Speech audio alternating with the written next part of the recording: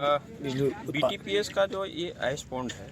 उसको कुछ तकनीकी कारण और यहाँ पे जो स्थानीय मजदूर हैं जो 54 की संख्या में लगभग है, उनका कुछ अपना मांग था, उसको लेकर कुछ दिनों से छाई ढुलाई का कार्य यहाँ पे रोका गया था।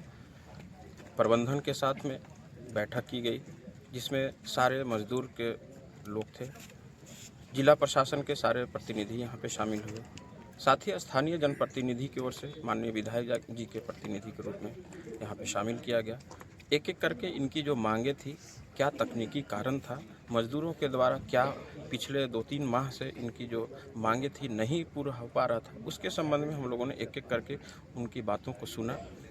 सकारात्मक माहौल में जो सरकार का दिशा निर्देश है और जो संकल्प है उसके अनुरूप उन्होंने अपनी मांगे रखी। कुछ मांगों के द्वारा हम लोगों ने आपसी सहमति बनाते हुए और मजदूर भाई लोगों ने भी सहमति बताते हुए हम लोगों ने आज यहाँ पे पुनः इस जो रोक के रखा गया था उसको हम लोग शुरुआत कर रहे हैं। आप देख सकते हैं कि यहाँ पे सारे लोग उपस्थित हैं और उनके उपस्थिति में ही ये सारा काम विधिवत रूप से शुरू किया जा रहा है। बिजली आपूर्ति कब से शुरू हो जाएगी सर? क्योंकि इसको जो डंप है पिछले कई महीनों से, इसके लिए कम से कम प्रबंधन की ओर से बताया गया कि 3-4 रोज का समय लग सकता है ताकि ये विधिवत रूप से इसका शुरुआत की जा सके। इसमें क्षेत्र में कोई परेशानी? किसी भी प्रकार के कोई परेशानी नहीं होने का इन्होंने सूचना दिया है। यहाँ पे हमारे डीजीएम जो यहाँ के परियोजना पदाधिकारी हैं, जो परियोजना प्रधान हैं, उनके द्वारा भी इस संबंध में एश्योर किया गया है कि किसी भी प्रकार के साथ में अगर कोई अनुमति होती है तो उससे निपटने के लिए हमारे पास सारी व्यवस्थाएं मौजूद हैं। 4 महीने से बात सामने आई। वार्ता में जैसे सर के द्वारा बताया ही गया कि बहुत सारे इस पॉन्ड में काम करने वाले मजदूर का कुछ स्थानीय मांग था, उन मांगों को हम लोगों के द्वारा स्वीकार कर लिया गया है और डीवीसी के अधिकारी द्वारा और ट्रांसपोर्टर के द्वारा उन मांगों को इंश्योर कराने का आश्वासन भी दिया गया है। इसी के तत्वाधान में अभी जो छाई पॉन्ड में इस पॉन्ड में जो छाई परिवहन बंद था वो अभी से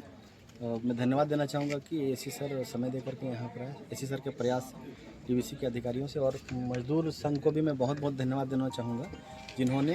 हमारे बीटीपीएस की सम्मानजनक प्रतिष्ठा को समझा और बीटीपीएस प्लांट बंद नहीं हो इसके लिए इन लोगों ने